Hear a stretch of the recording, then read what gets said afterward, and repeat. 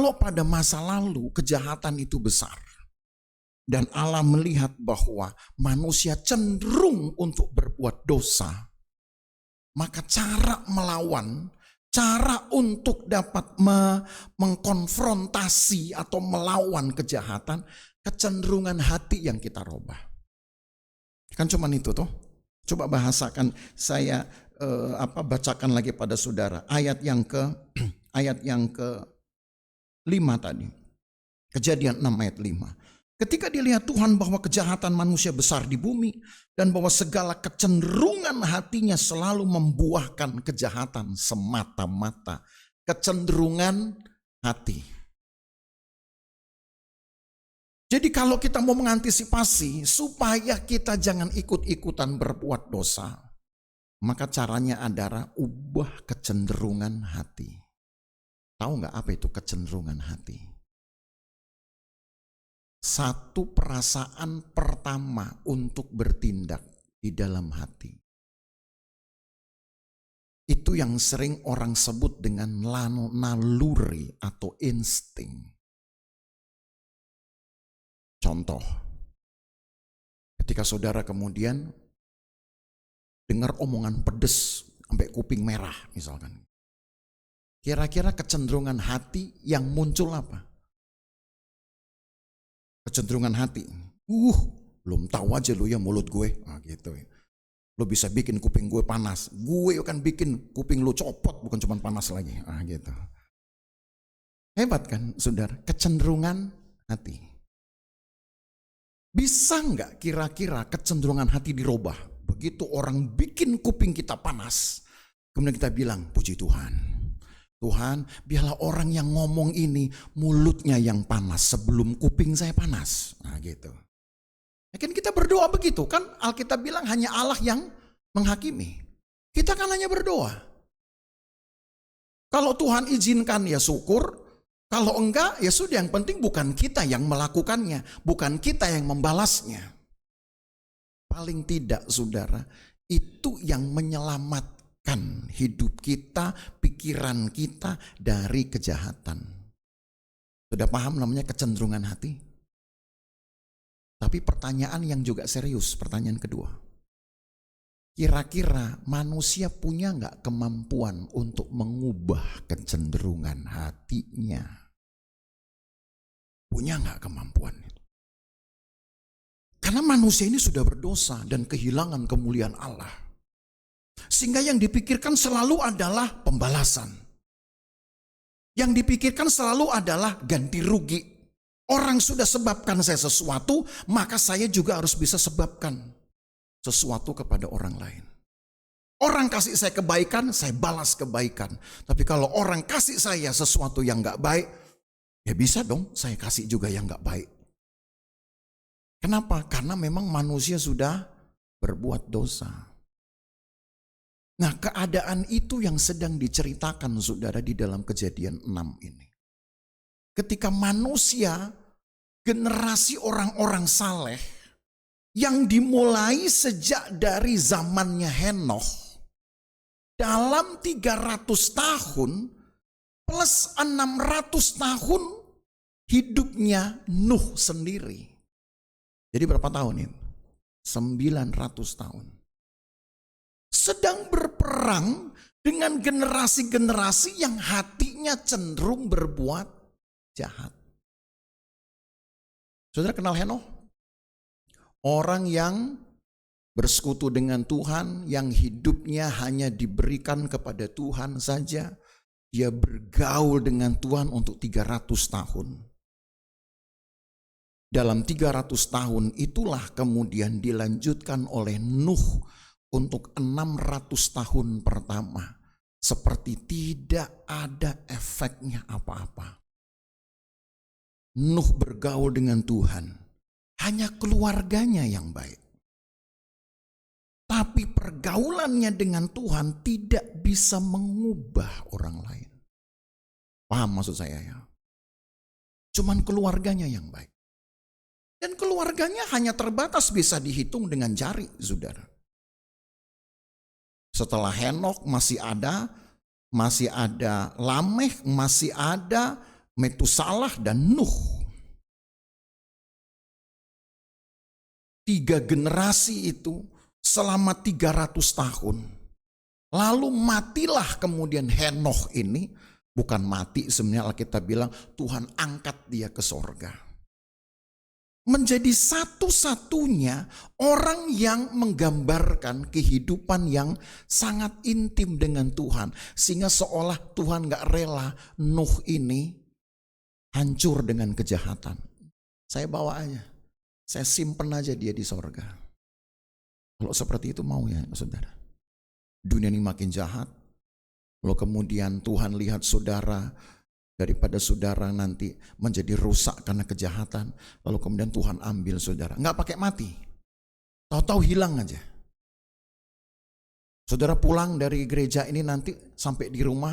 Tahu-tahu saudara duduk di rumah. Hilang. Kemana? Dicari. Dilaporkan ke RT, RW, lurah. Nggak ketemu. Hilang di mana? Di rumah. Itu bukan hilang. Percayalah, polisi gak akan percaya juga. Gak ada namanya hilang di rumah, saudaranya. Hilang pasti di luar rumah. Tapi kalau di rumah tiba-tiba hilang, itu sudah pasti satu. Itu goib pasti itu. Ya itu pekerjaan Allah maksudnya. Tapi kalau sampai itu terjadi, seneng gak kita? Oh seneng. Cuman masalahnya dalam Alkitab yang pernah menerima itu cuma satu. Cuma Henokh. Makanya bagaimana caranya kita hidup seperti Henokh? Dan itu kan yang gak bisa saudara temui, gak bisa saudara dapat jawabannya, kalaupun saudara nanya sama AI tadi, sama si kecerdasan buatan, gak akan bisa dia kasih tahu. Saudara hanya tahu itu dari firman Tuhan. Ini yang mau kita pelajari. Ketika dunia rusak dan kecenderungan orang juga rusak, kok bisa ada seorang yang namanya Nuh tadi mendapat kasih karunia di mata Tuhan? Kira-kira apa yang Nuh lakukan, saudara ya? Gak ada di dalam Alkitab ini catatan tentang hidup Nuh selama 600 tahun pertama. Kecuali yang Alkitab kumpulkan dari ayat-ayat lain, di bagian lain, di kitab-kitab lain, Nuh ini cuman merenungkan firman lalu memberitakan firman seumur hidup dalam 600 tahun itu. Paling sedikit 120 tahun terakhir dari usia 480 sampai usia 600 tahun, Nuh itu banyak bersaksi. Banyak bicara tentang firman kepada orang-orang jahat. Saudara berani melakukannya enggak ya? Berani enggak kita melakukannya? Di pasar-pasar misalkan gitu. Ketika saudara lihat, wah banyak orang nih belum kenal Tuhan. Saudara buka Alkitab, misalkan gitu. Dengar dulu ya sebelum kamu belanja-belanja, sebelum kamu beli-beli, Alkitab berkata. Aduh takut Pak, nanti gak ada lagi datang pelanggan saya katanya. Kenapa? Karena orang mau belanja dikotbahin misalkan gitu. Ya kan pasti ada hambatan seperti itu ya saudara. Makanya seringkali kita jadi menunda. Karena kita takut nanti efeknya. Itu Tuhan tahu loh saudara. Manusia cari aman ya gak apa-apa juga. Karena kita bisa saja salah ngomong, orang salah ngerti. Nah sudah salah ngomong, tambah orang salah ngerti, akhirnya jadi salah paham. Lama-lama jadi salah kaprah, ya sudah. Salah-salahan, nggak ada yang benar jadinya. Nggak apa-apa juga. Tetapi paling tidak saudara, untuk menunjukkan bahwa masih mungkin untuk mendapatkan kasih karunia Tuhan seperti Nuh ini. Maka harus ada yang berani saudara bayar. Yaitu persekutuan yang ditingkatkan. Persekutuan yang ditingkatkan. Di dalam Kejadian 8, nah sekarang kita ke Kejadian 8. Ketika Tuhan sudah menimpakan air bah ke atas bumi, saya tidak ingin membaca semua ayat dari awal urut-urutannya. Tapi saya baca mulai ayat 13. Kejadian 8 ayat 13. Dalam tahun ke-601, dalam bulan pertama pada tanggal 1 bulan itu. Sama seperti kita sekarang, tanggal 1 bulan 1. Hanya dalam cerita ini terjadi pada tahun ke-601-nya Nuh. Gitu ya. Pada tanggal 1 bulan itu sudahlah kering air itu dari atas bumi. Kemudian Nuh membuka tutup bahtera itu dan melihat-lihat. Ternyatalah muka bumi sudah mulai kering. Dalam bulan kedua pada hari yang ke-27 bulan itu bumi telah kering. Saudara bisa hitung berapa hari itu? Dari tanggal 1 bulan 1 bumi kering. Tetapi baru di ayat 14 bulan kedua tanggal 27 Nuh keluar dari bahtera.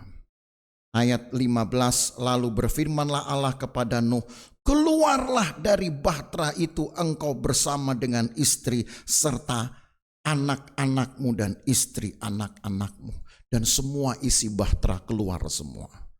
Tapi bumi kering, dengan Nuh keluar dari bahtera masih ada 57 hari.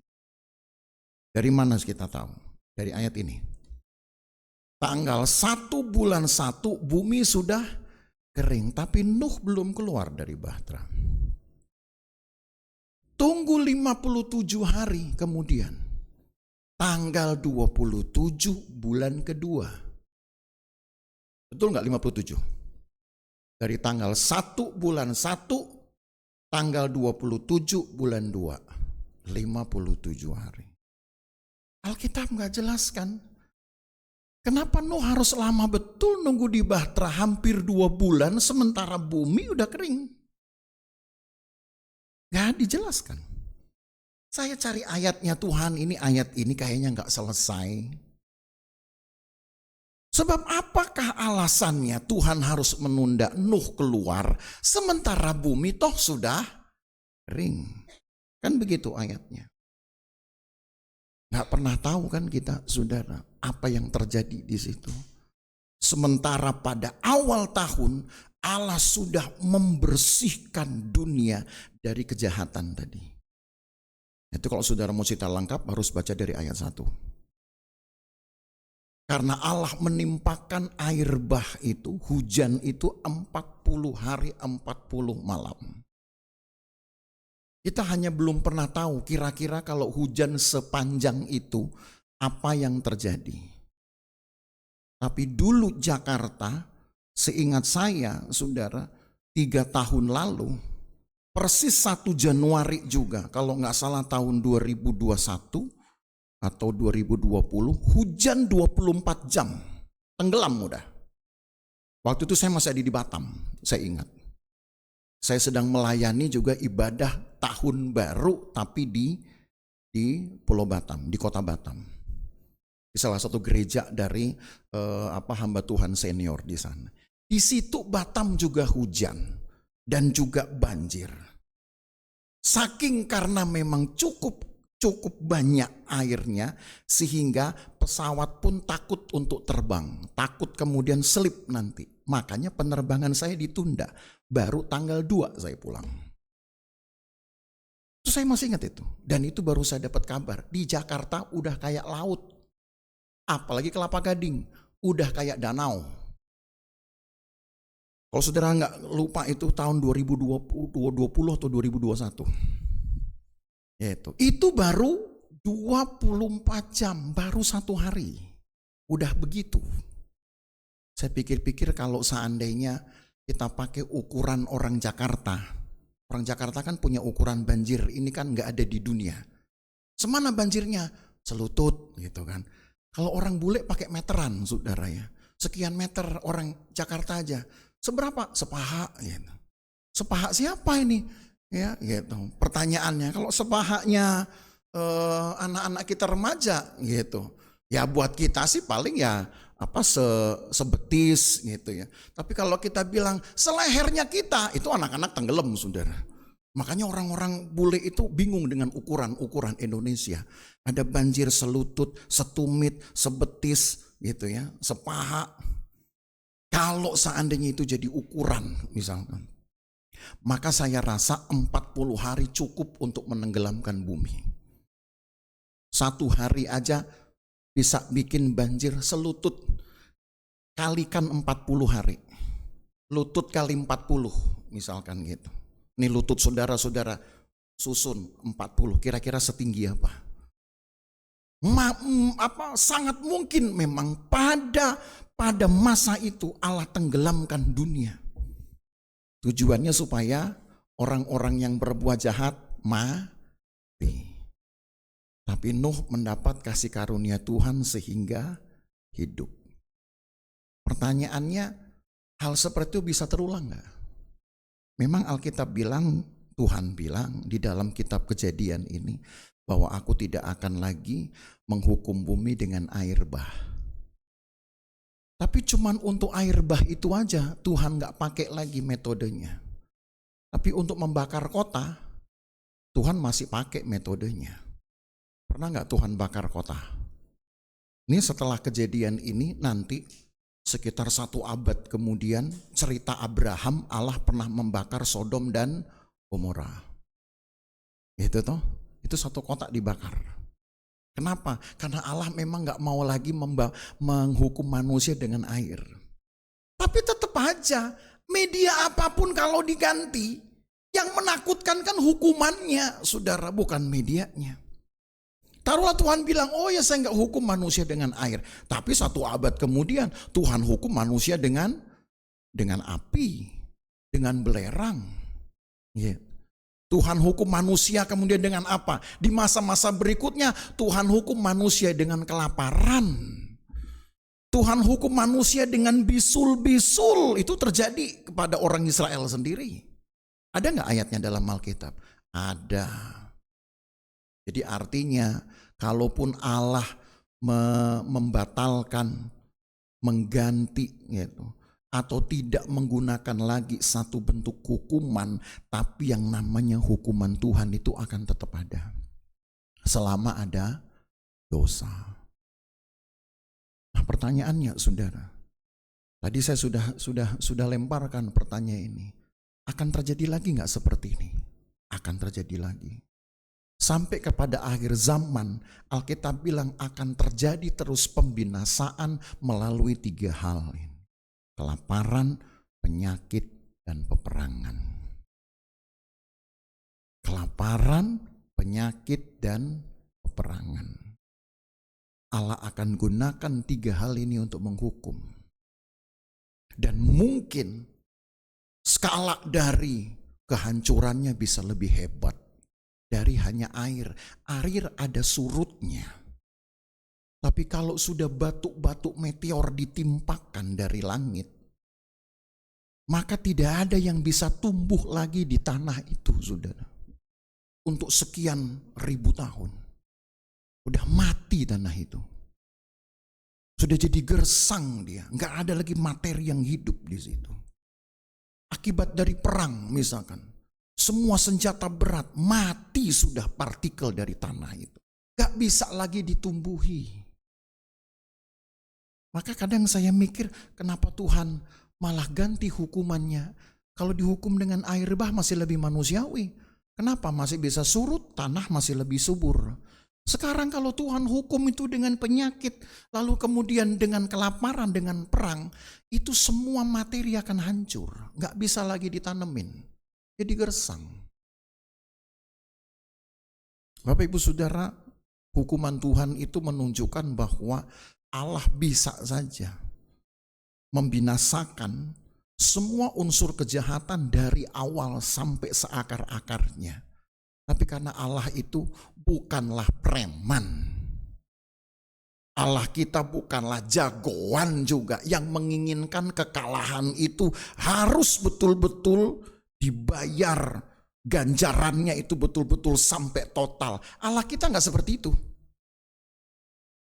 Allah kita masih punya belas kasihan, masih punya kemurahan. Dia yang menciptakan kita.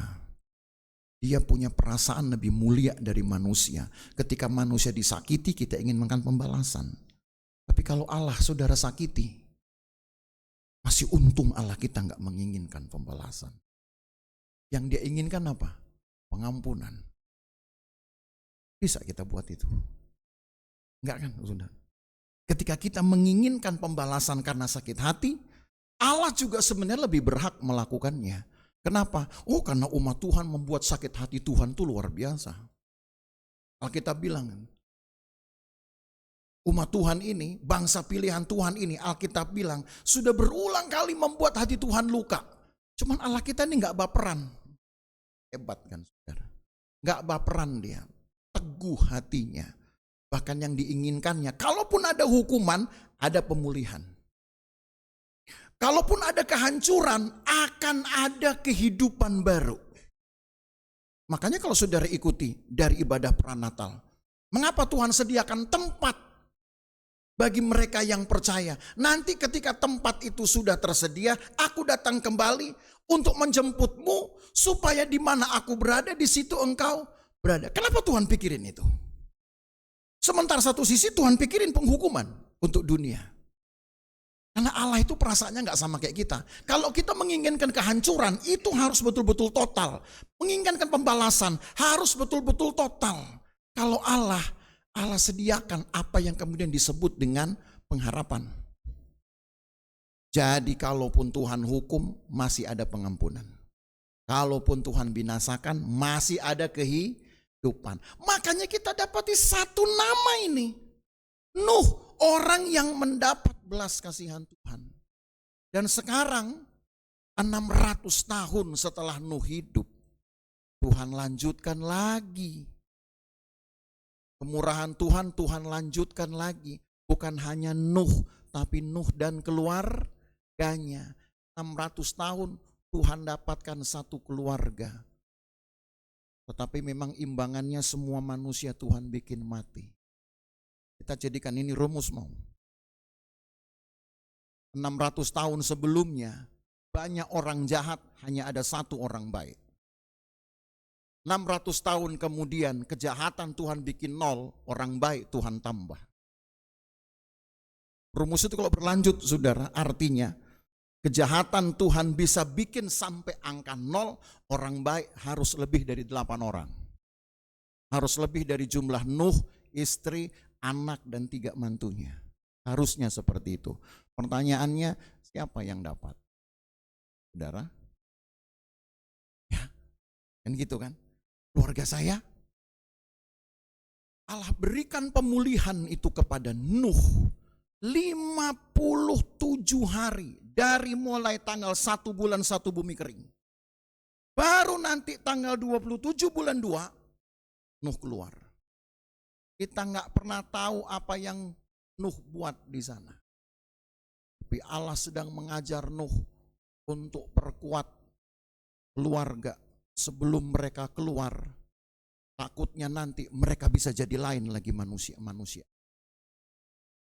Kan awalnya juga manusia cuma 2 orang. Tapi begitu mereka dikasih Taman Eden, saudara, jadi lain langsung pikirannya. Di mana lainnya? Ada buah yang dilarang dimakan. Itulah manusia, makin dilarang makin nekat. Betul ya? Gak usah dilarang kalau gitu ya.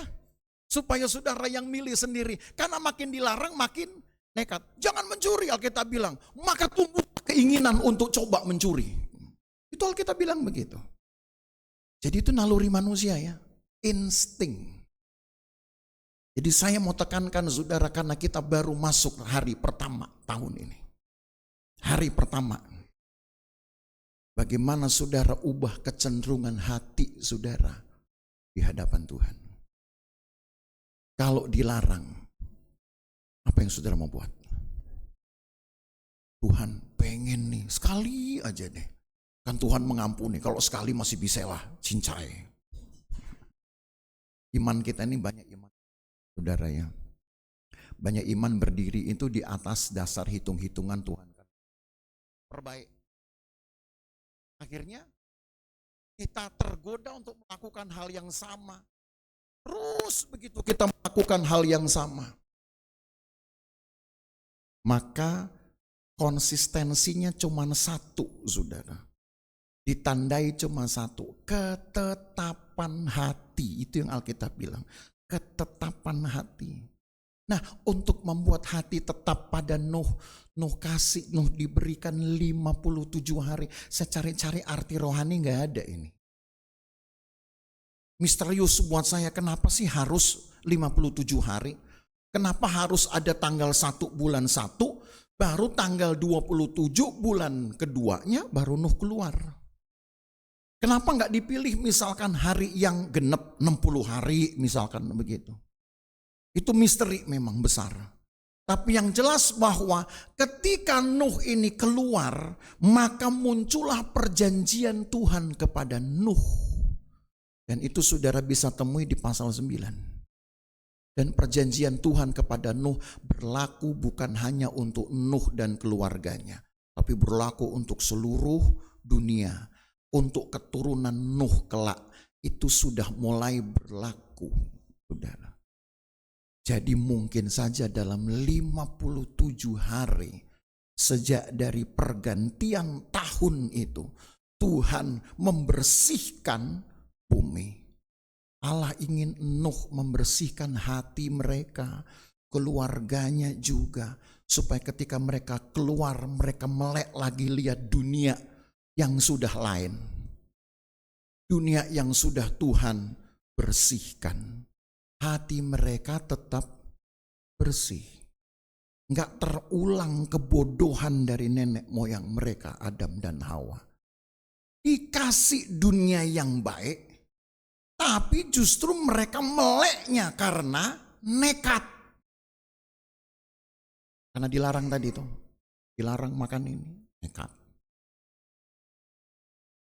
Makanya datanglah kemudian satu perintah.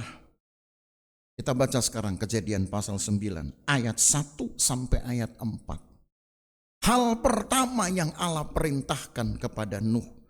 Kejadian 9 ayat 1 sampai ayat 4. Lalu Allah memberkati Nuh dan anak-anaknya serta berfirman kepada mereka, beranak cucu, bertambah banyak serta penuhi bumi. Ya kan, baru 8 orang ini. Jadi amanat prokreasi di Kejadian pasal 1 dilanjutkan lagi di sini, diulang di sini. Karena manusia sudah tinggal 8. Dulu cuma 2 orang aja bisa, apalagi 8. Harusnya lebih bisa, kan begitu. Ayat 2, akan takut dan akan gentar kepadamu segala binatang di bumi, segala burung di udara, segala yang bergerak di muka bumi, dan segala ikan di laut. Ke dalam tanganmu lah semuanya itu diserahkan. Segala yang bergerak yang hidup akan menjadi makananmu. Aku telah memberikan semua itu kepadamu. Seperti juga tumbuh-tumbuhan hijau. Allah serahkan lagi. Persis seperti kepada Adam dan Hawa, Tuhan percayakan Taman Eden. Tapi ini jauh lebih banyak. Karena Adam dan Hawa cuman satu taman. Tapi Nuh dan keluarganya akan berhadapan dengan segala jenis tumbuh-tumbuhan sepanjang mereka bisa memandang. Godaannya lebih besar. Betul? Adam dan Hawa baru satu taman saja sudah mulai berpikir nekat. Memandang sesuatu yang bukan harus dilihat. Resikonya masih kecil. Dibandingkan Nuh resiko lebih besar, apalagi yang dia jaga nggak cuma 1 orang lagi, nggak cuma istrinya. Ada 3 anaknya, 3 mantunya. Makin besar lagi resikonya karena godaannya sejauh mata mereka memandang. Tuhan bilang, aku serahkan loh ini buat kamu. Tapi harus bisa engkau kuasai. Maka dalam perjanjian ini saudara, kemudian dibuatlah satu perjanjian yang orang Israel kemudian sebut dengan menghormati Tuhan dan semua makhluk hidup. Cara menghormati Tuhan adalah manfaatkan apa yang bisa saudara manfaatkan. Tapi jangan manfaatkan orang lain untuk kepentingan saudara.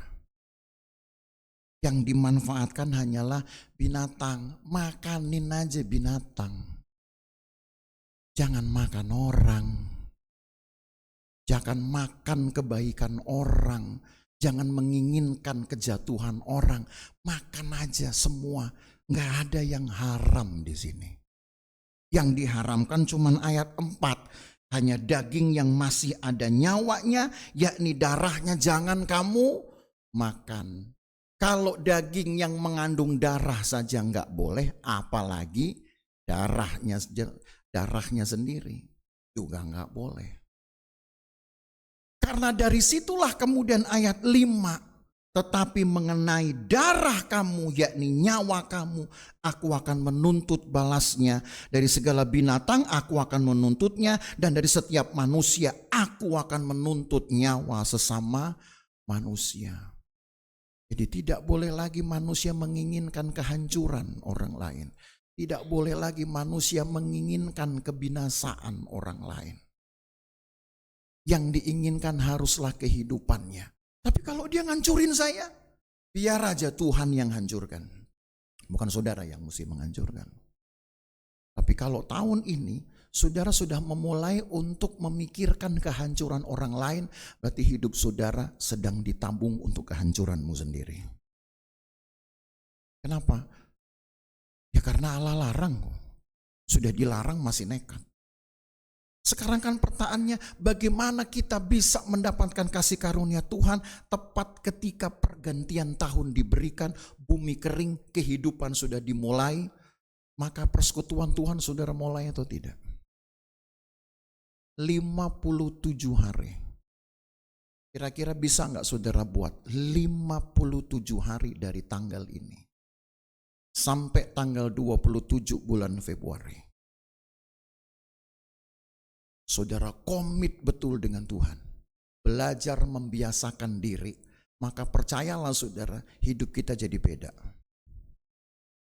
Memang di dalam Alkitab nggak ditulis, tapi Allah siapkan hati Nuh, istrinya, anak dan mantunya, supaya kalau mereka berkata, ya Tuhan kami mau lakukan firman, maka keluar mereka nggak akan pikir macam-macam.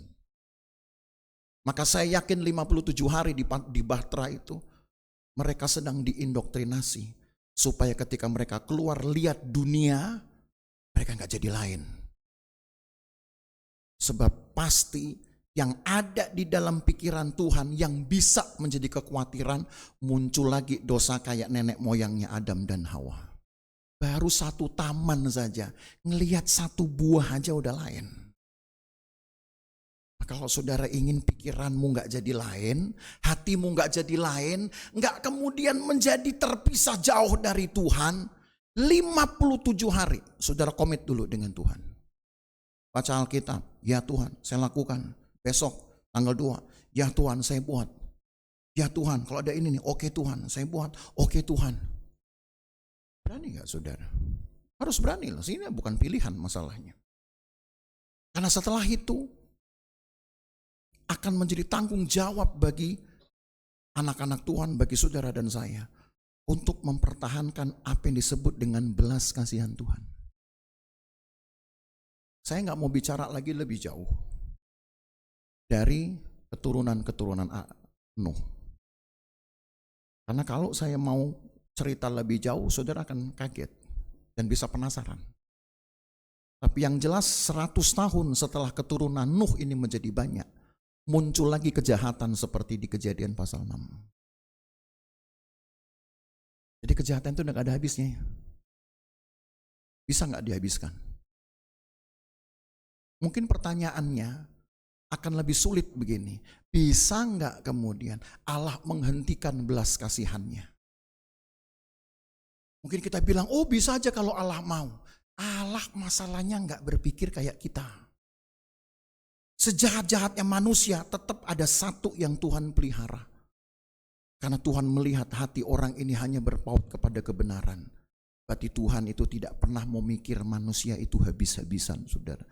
Tetap Allah tunggu sampai ada benih atau bibit dari yang namanya pengiringan sejati kepada Tuhan.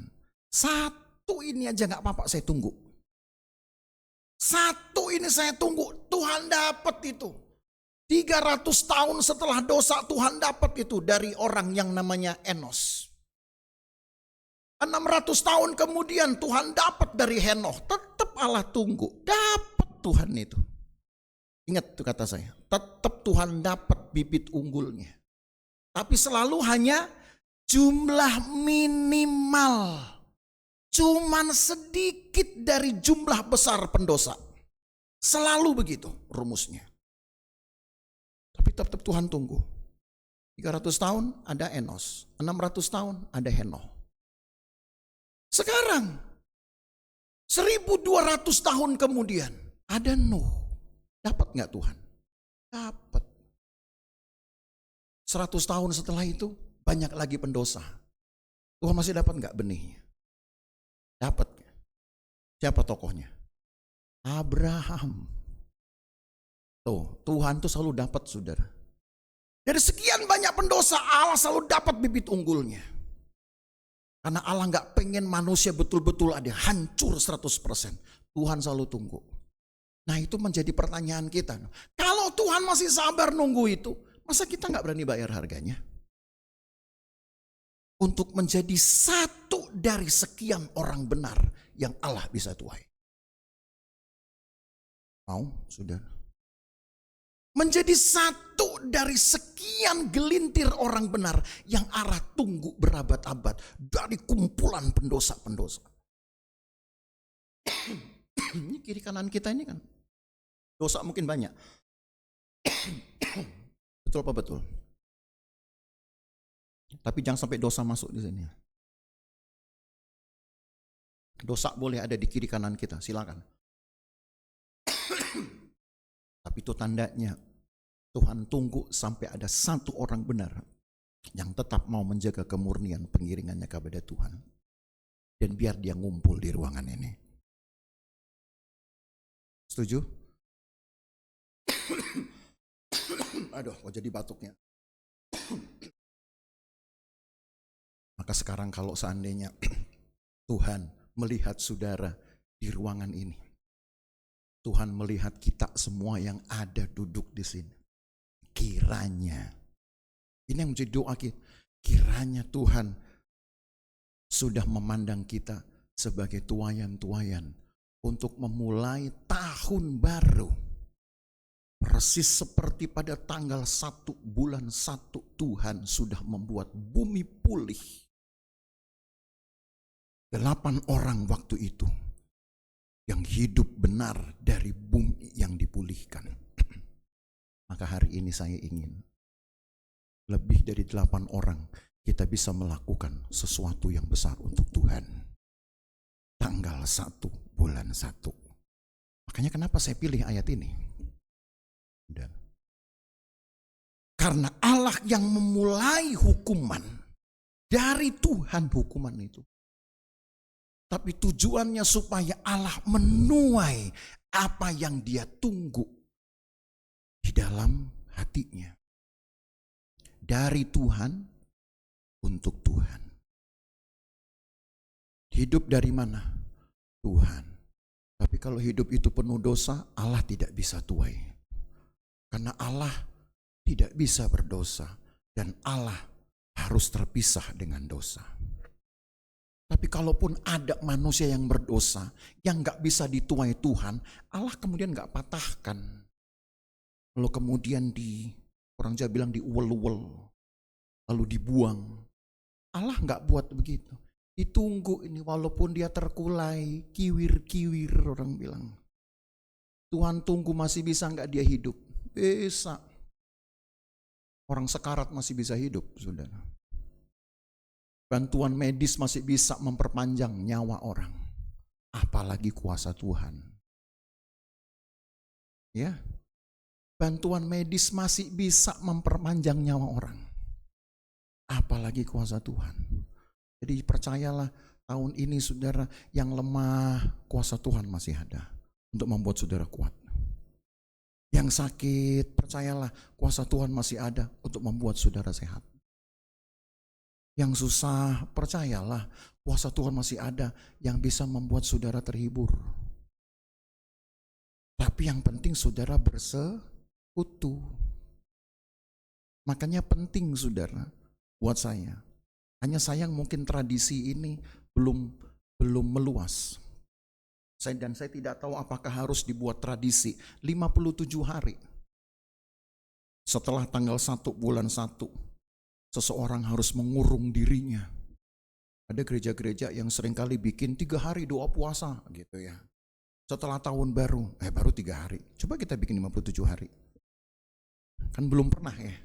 Makanya saya masih nimbang-nimbang. Kalaupun nanti kita bikin, mungkin tahun-tahun depan kita bikin. 57 hari kita berdoa dari tanggal 1 bulan 1. Semua wadah-wadah libur. Gitu. Isinya apa? 57 hari tiap hari ngumpul di gereja berdoa. Kita belum terapkan dulu sekarang. Karena kan kita perlu mengkaji dulu nih. Jangankan 57 hari, saudara. 5,7 hari aja kadang kita udah bosan, saudara. Doa melulu. Itu baru 5,7 hari itu. Doa melulu kayak gak ada kerjaan lain gitu. Makanya pelan-pelan. Pelan-pelan saudaranya. Tapi ini buat saya menjadi satu misteri tersendiri. Saya baca ini saudara, kalau dihitung mungkin sudah hampir 24 jam ini. Saya temukan, saya hitung sampai di komputer saya hitung. Apalah Tuhan maksudmu sehingga 57 hari engkau simpan Nuh di dalam bahtera, enggak kau suruh keluar padahal bumi sudah pulih. Sebab mungkin takutnya begitu Nuh keluar, hore, ngeliat lagi mereka bikin dosa bisa aja. Adam dan Hawa kan kelakuannya begitu. Itu baru satu taman loh saudara.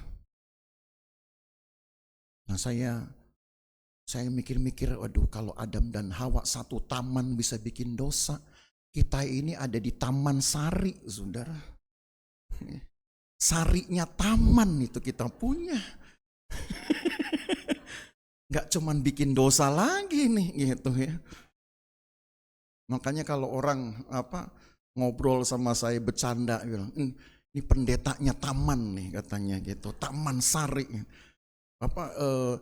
Penggembalaan yang paling menakutkan karena beda-beda tipis antara sorga dunia katanya. Emang iya saya bilang itu. Mau gitu, tukeran aja yuk kalau mau gitu. Makanya saudara, satu taman saja bisa bikin pandangan mereka nggak lagi tertuju kepada Tuhan. Sementara pandangan kita lebih banyak sarinya kan di taman kita ini. Yang banyak indah-indah gitu. Tahun ini harus menjadi tahun pemulihan. Sama seperti kepada Nuh Allah berikan tahun itu. Tetapi Allah simpan dulu mereka untuk tetap ada di hadapan Tuhan. Saya gak ingin kita mengagungkan hari. Saya gak pengen kita membuat kemudian seolah ada hitungan hari-hari khusus. Sementara kita sebut 57 hari ini adalah masa kontemplasinya atau masa perenungan pribadi Nuh dan keluarga di hadapan Tuhan. Sebisa mungkin di tahun ini saudara mulai di rumahmu dengan keluarga saudara. Sebisa mungkin. Kalau bisa keluarga dengan keluarga, kakak, beradik, anak, dengan orang tua, yuk kumpul tiap sore atau tiap pagi doa bareng. Sebisa saudara. Sampai bulan kedua. Sampai sincia lah paling tidak.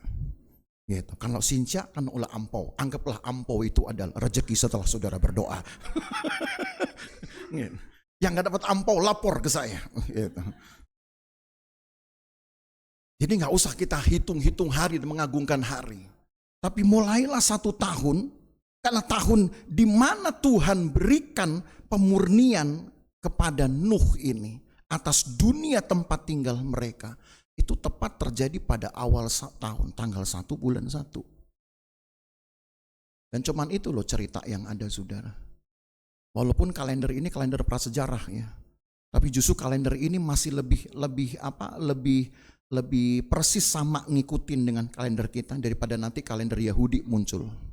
Ini kalender yang hitungannya boleh dikatakan masih menjadi dasar hitungan yang kalender sekarang juga. Kita ada di awal tahun 2025. Walaupun resesi akan banyak, saudara. Tapi satu orang bisa mendapatkan kasih karunia Tuhan dan hidupnya panjang. Nuh menjadi orang terpanjang kedua di dalam Alkitab. Dia hidup 950 tahun. Ingin umur panjang? Setia sama Tuhan. Ingin umur panjang? Banyak bersekutu. Bosen? Mungkin itu godaannya. Tapi ingat, kecenderungan hati. Kalau hatimu sudah dikit-dikit bosen, apa-apa bosen, untuk yang baik pun bosen, tapi untuk yang enak-enak, apalagi yang jahat, engkau tidak bosen. Hati-hati. Tandanya saudara sudah mulai jauh dari Tuhan. Oh iya. Mumpung saya masih ngomong di tanggal 1 bulan 1, gampang ingetnya. Dikit-dikit bosen, apa-apa bosen, tapi kalau untuk yang enak-enak, ayo aja. Tandanya saudara udah mulai jauh dari Tuhan.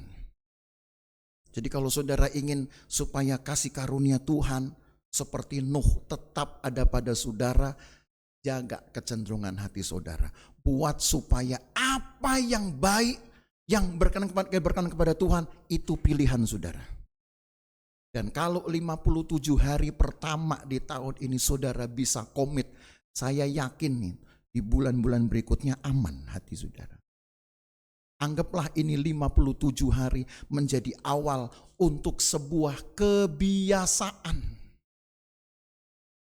Awalnya dulu saya percaya dengan omongan para orang-orang bijak, harus 22 kali atau 22 hari baru jadi kebiasaan. Kalau baca ini rasanya 57 kali baru jadi kebiasaan. Mesti lebih lama, tapi dengan lebih lama itu komitmen kita betul-betul tegas nanti. Saya ingin Tuhan, saya ingin Tuhan. Hidup setia, hidup penuh cinta, menjaga hati ini. Supaya tetap cenderung kepada Tuhan, mengarahkan diri kepada Tuhan. Apapun orang boleh buat kepada saya, tapi saya percaya Allah bisa buat lebih besar, lebih baik kepada saya juga. Apa yang orang lain buat kepada saudara, percayalah Tuhan bisa melakukannya lebih baik. Tapi apa yang orang lain buat kepada saudara kejahatan, Allah juga bisa hukum lebih hebat. Jadi tidak usah berpikir pembalasan. Pikirkanlah persekutuan saudara dengan Tuhan. Selama saudara bersekutu dengan Tuhan, yang orang lain buat yang baik, Tuhan akan lakukan lebih baik. Yang orang lain buat tidak baik, Allah yang akan memberikan keadilannya. Hal itu akan terjadi karena Allah tetap menginginkan ada yang dia tuai. Dunia dosa dia tuai Enos. Dunia penuh dengan kawin campur, Tuhan tuai Henoch. Dunia penuh dengan orang yang cenderung berbuat dosa, Tuhan tuai Nuh.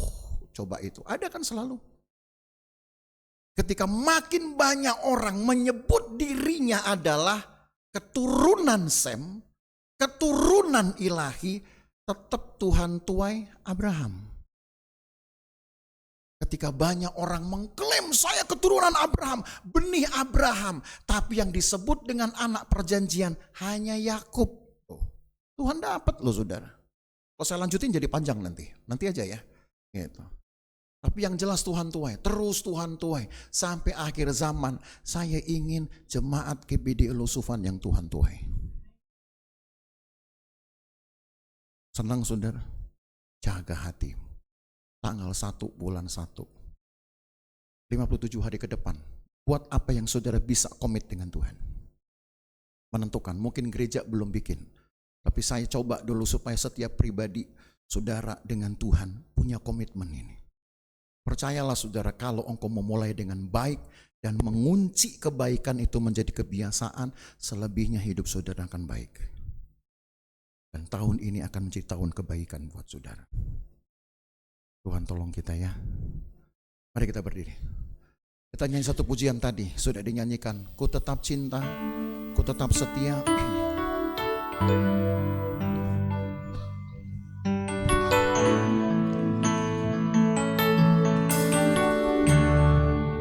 Siapkan hati kita juga untuk perjamuan Tuhan.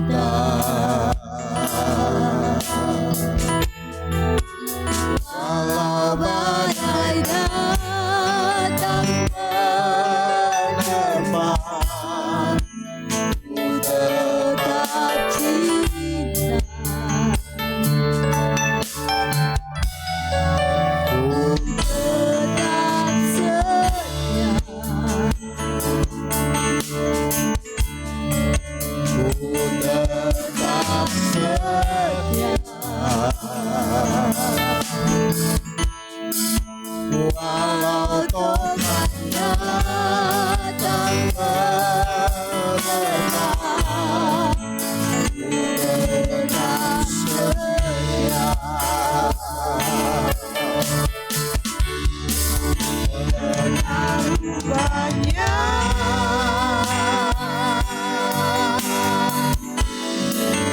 yang Tuhan telah beri, takkan mungkin ku balas lagi apa yang ku miliki. Ku persembahkan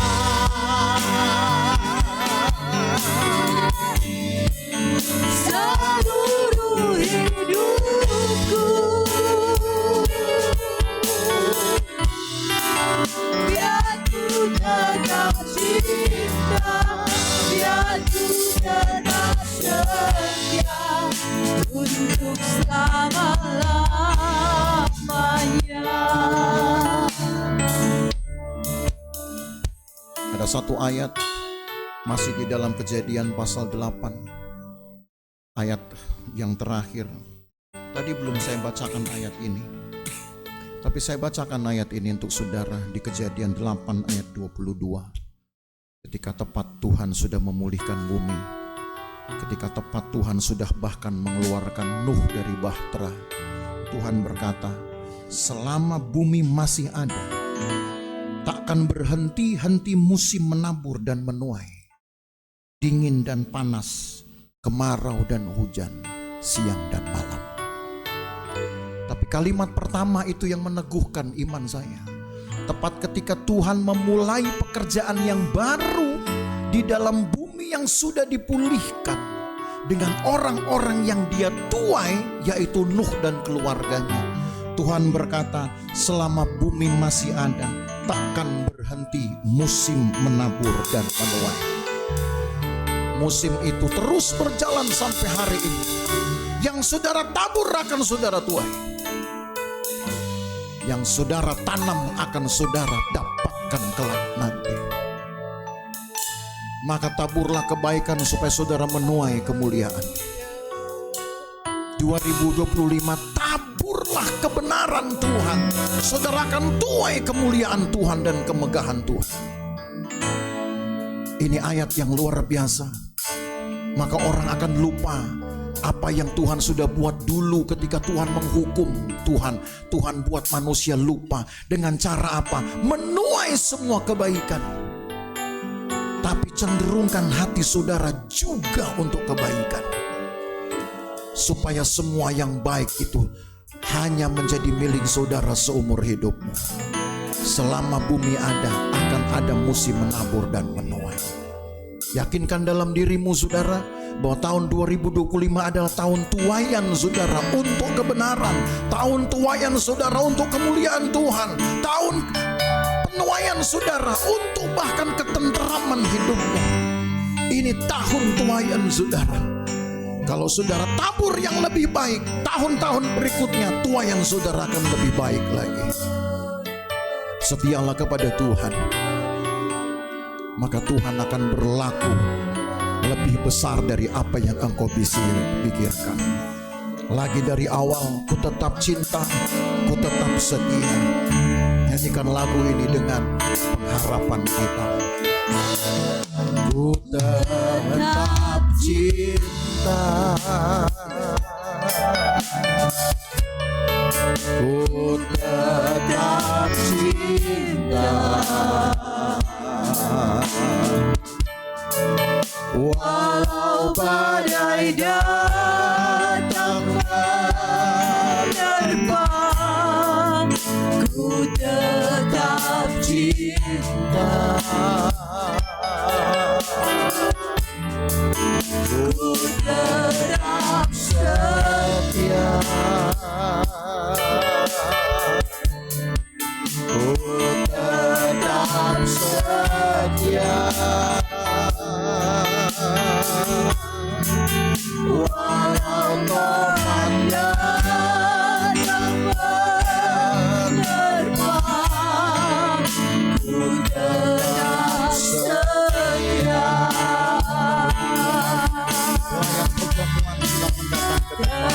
terlalu banyak.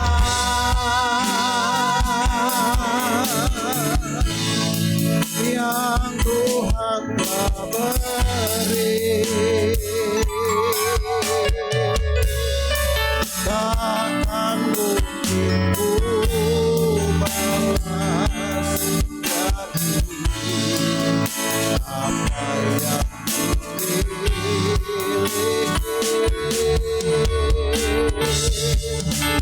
bersamakan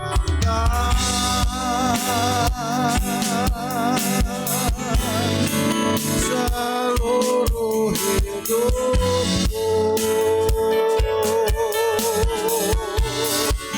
Biar ku tetap cinta, biar ku tetap setia untuk selama-lamanya.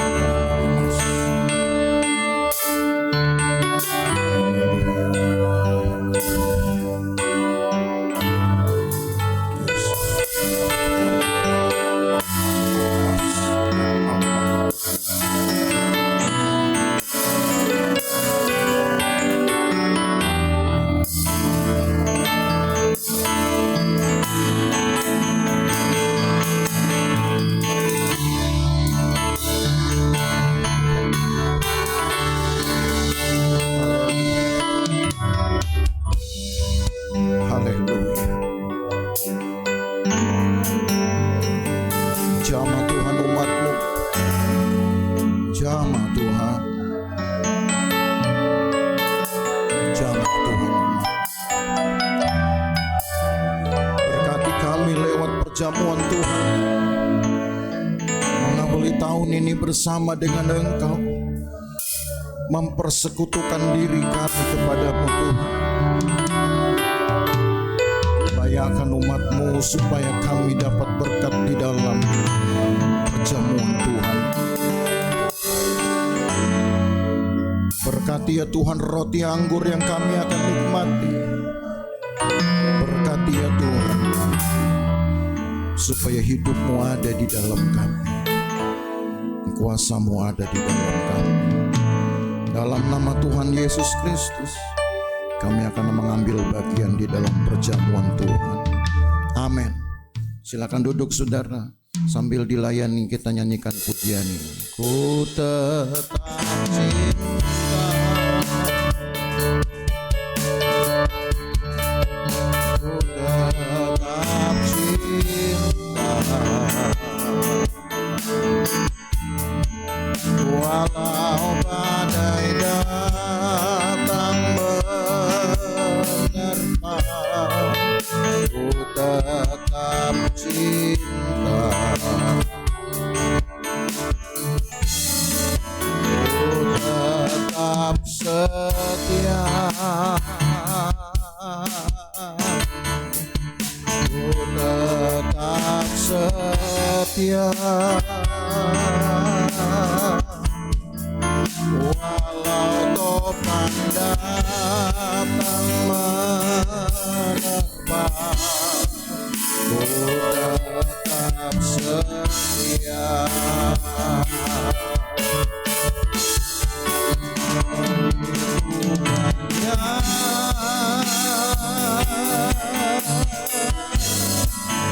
Yang Tuhan telah beri, takkan mungkin ku balas dari apa yang ku miliki.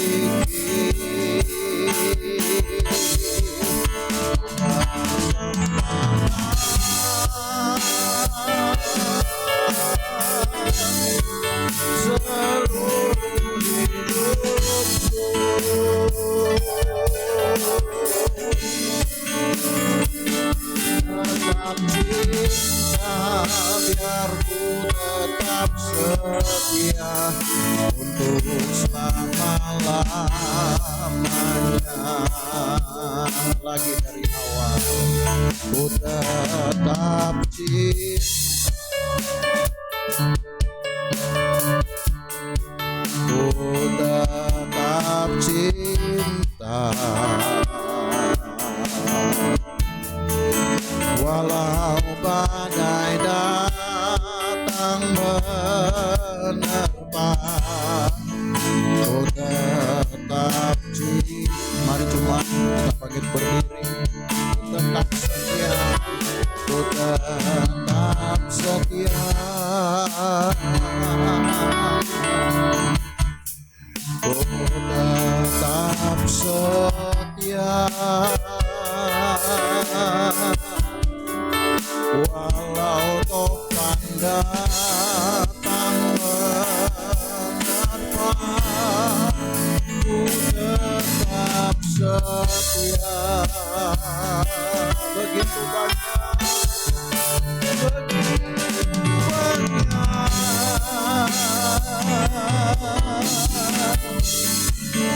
yang Tuhan telah beri, takkan mungkin ku balas lagi apa yang ku miliki. Ku persembahkan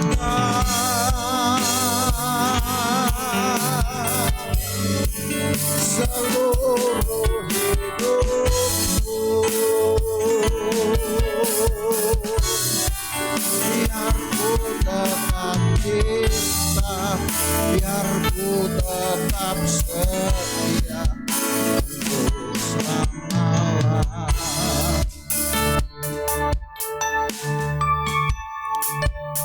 Haleluya.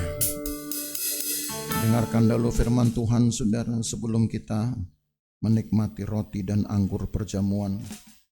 Saudara pegang roti di tangan saudara. Dengarkan firman Tuhan, sebab apa yang telah kuteruskan kepadamu telah aku terima dari Tuhan, yaitu bahwa Tuhan Yesus pada malam waktu ia diserahkan mengambil roti, dan sesudah itu ia mengucap syukur atasnya, ia memecah-mecahkannya dan berkata, inilah tubuhku yang diserahkan bagi kamu, perbuatlah ini menjadi peringatan akan aku. Yesus berani menyerahkan tubuhnya karena dia ingin tiap-tiap orang percaya dapat dituainya. Tubuhnya diberikan supaya tubuh orang percaya juga mau diberikan kepada Tuhan. Maka kiranya dengan memakan roti ini kita memperingati dengan pengorbanan tubuh Tuhan, supaya saudara mulai juga untuk memberikan tubuh saudara bagi Tuhan. Kita makan dengan percaya di dalam nama Tuhan Yesus Kristus.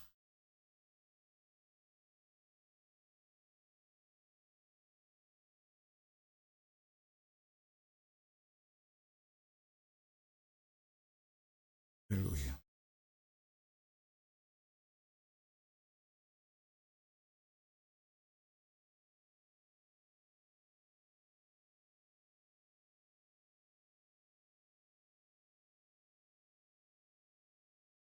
Angkat cawan saudara, dengarkan dulu firman Tuhan.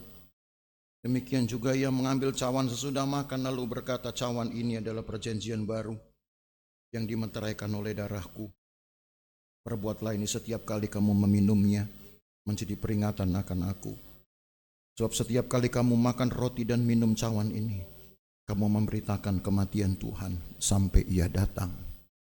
Nah, di dalam kematian Tuhanlah ada kehidupan. Tuhan mati supaya kita hidup. Maka ketika kita hidup, matikanlah dosa dalam hidup kita, supaya kita benar-benar hidup untuk Tuhan. Mari kita minum dengan percaya dalam nama Tuhan Yesus Kristus.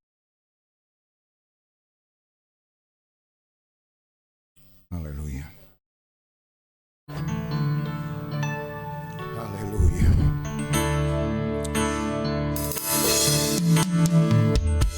Yesus. Haleluya.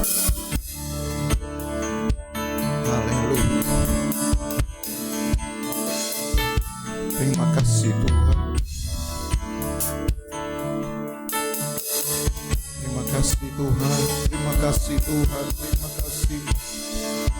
Terima kasih Tuhan. Terima kasih Tuhan. Terima kasih Tuhan. Haleluya, haleluya, haleluya. Ya lama-lama mas.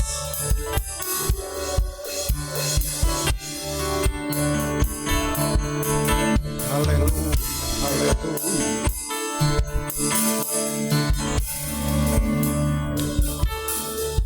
Beriku hati baru,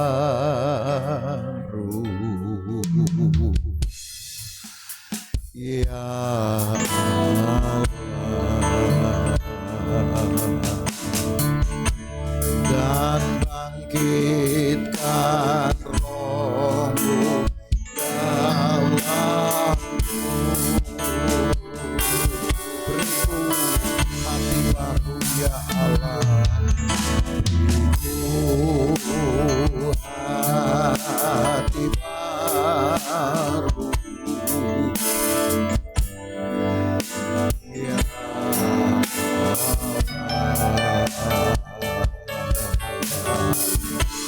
dan bangkitkan rohmu dalamku.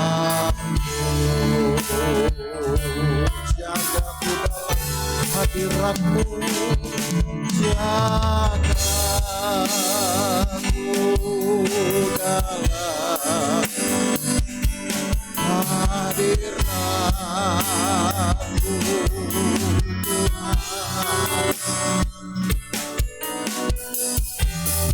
ambil rohmu dariku.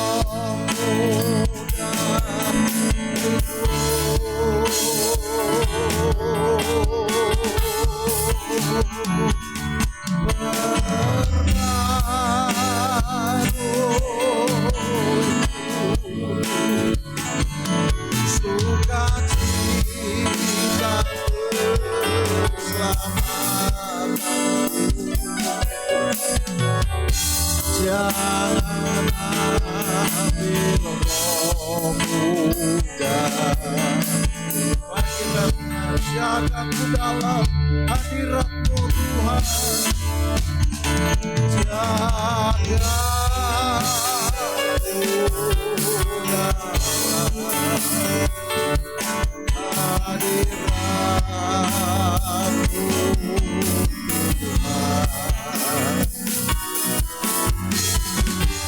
Jangan ambil rohmu dariku.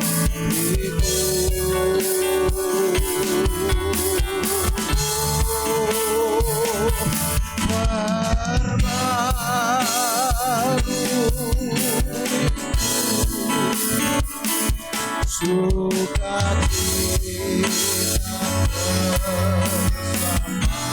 bersamamu, jangan ambil rohmu dariku.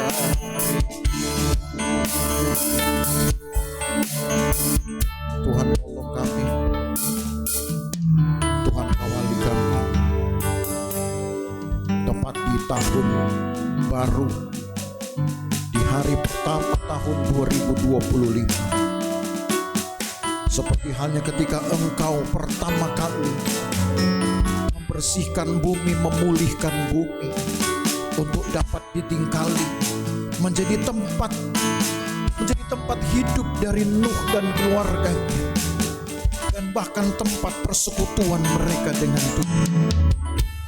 Kiranya hidup kami pun kami awali di hari pertama ini dengan persekutuan dengan Tuhan. Persekutuan di antara kami, keluarga besar jemaat Tuhan di GPDI Losuman, dan terutama keluarga-keluarga kami sendiri, supaya kami dapat dituai Tuhan. Dan sebagaimana Tuhan berjanji, sepanjang tahun-tahun ketika Engkau pulihkan bumi ini, akan ada musim menuai dan musim menabur. Ada usaha, ada berkat, ada kesungguhan, ada pahala, ada kesetiaan, ada mahkota kehidupan, maka kami pun akan mengalaminya. Kami bekerja berusaha dengan baik, Tuhan pasti berkati, karena itu tuaian kami. Kami setia, Tuhan berikan mahkota kehidupan. Kami berjuang, Tuhan akan berikan pahala bagi kami. Terima kasih banyak Tuhan Yesus. Hamba-Mu berdoa supaya Tuhan yang memagari dan mengawali umat-Mu ini, mulai dari hari pertama tahun ini sampai hari terakhir nanti, kami punya kesaksian lebih banyak tentang Tuhan. Kami punya kesaksian-kesaksian yang lebih kuat tentang pengalaman kemenangan iman. Dan kami harus punya itu, supaya dunia kami kalahkan, kejahatan kami kalahkan, dan kemurahan Tuhan tetap menjadi bagian kami. Terima kasih banyak Tuhan. Berkati umat-Mu, berkati mereka karena kesetiaan mereka, berkati mereka karena korban-korban mereka, berkati mereka karena kontribusi mereka, tenaga mereka untuk gereja, untuk Tuhan. Berkati Tuhan Yesus. Kiranya berkat Tuhan ada dan turun atas kami semua sampai hari ini dan seterusnya, supaya kami tetap ada di hadapan-Mu ya Tuhan. Sebab apa yang diberkati akan diberkati untuk selama-lamanya, karena itulah firman-Mu sendiri yang mengatakan. Terima kasih banyak Tuhan Yesus. Kami pulang sebentar, Tuhan jagai kami di jalan, jauhkan dari segala bahaya celaka perbuatan jahat orang lain, dan kami tiba dengan kesukaan, kemenangan, karena Tuhan sudah pelihara hidup kami. Terima kasih banyak Tuhan Yesus. Maka Bapak Ibu Saudara sekalian, pulang dengan buah berkat dari Allah Bapa, kasih sayang dalam persekutuan dengan anaknya Yesus Kristus, dan penyertaan Roh Kudus memelihara kita dari hari ini sampai selama-lamanya. Dan berkat ini kita terima dalam nama Tuhan Yesus Kristus. Segala Tuhan yang